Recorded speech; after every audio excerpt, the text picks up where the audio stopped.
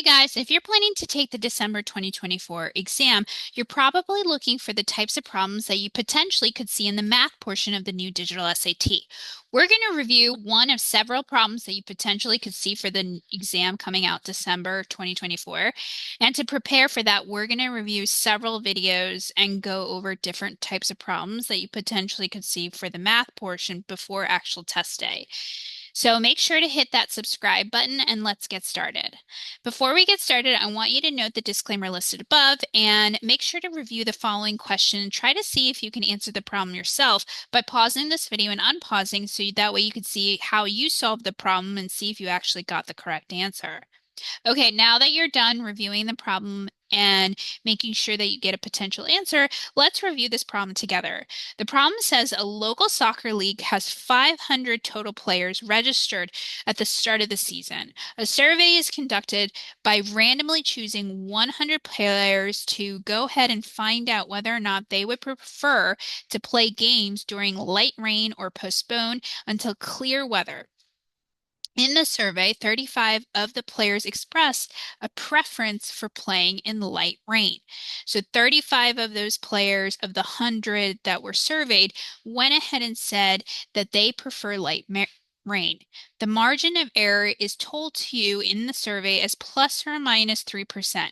What is the expected range of players in the entire league who would prefer to play during light rain instead of postponing? So, whoa, we're given a whole bunch of information and we're told that we have to go ahead and try to figure out the expected range of players that prefer to only play during light rain, taking into account the margin of error.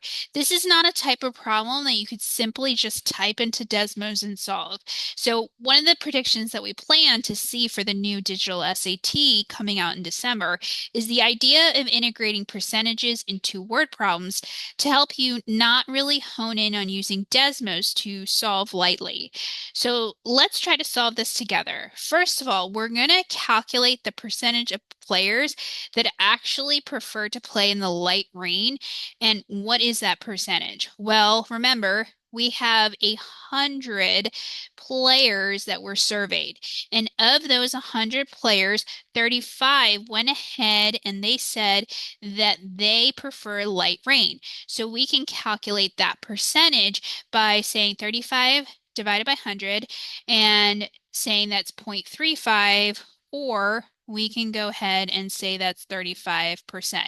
Now you can type this directly into Desmos, but you should get into the habit of realizing that if you have 35, or sorry, any number over 100, that's the same thing as saying that it's the same as its percentage, so 35%. And that will help you solve a type of problem like this with ease. Now, also note they gave you a margin of error, which is the plus or minus 3%. This is a fairly new idea of integrating it in because now you have to take into the account not just the regular percentage, but the margin of error, which margin of error is there for surveys to account for any sort of outside factor that can potentially influence a decision. Remember, surveys are a window of opportunity to understand how a whole population can answer or respond to different choices that they can get.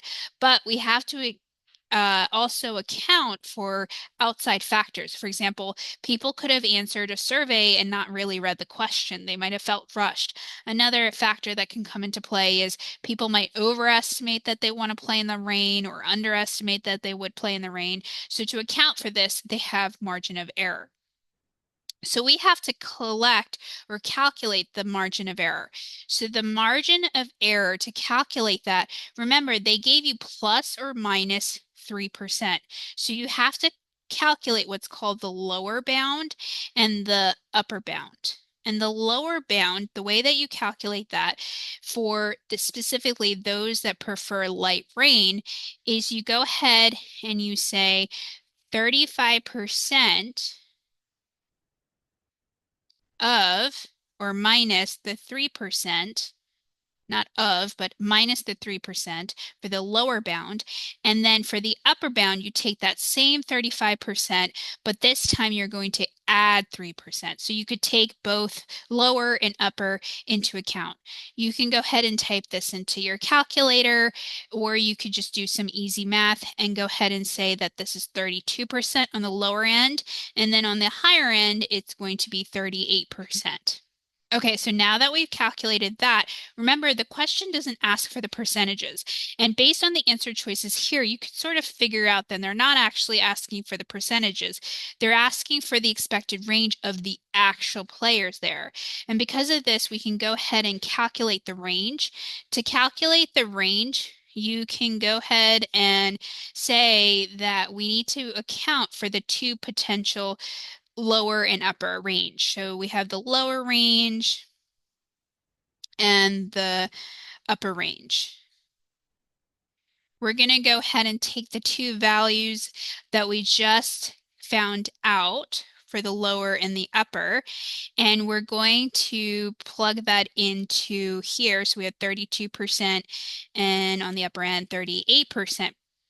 And because we need to find it of the total population, I need to convert this to decimal, or you could type it into Desmos as long as you can figure out the percentage. But because I want to make sure that students understand that you can also take 32 and give it to yourself two places to the left, and this is the same thing as saying 0.32, and the same with the thing with 38, you would go ahead and say that's 0.38 if you need to, but you could figure out where to find the percentage on your calculator and type in directly 32%, 38%, and you're going to type both of these values and multiply it with the total number of players.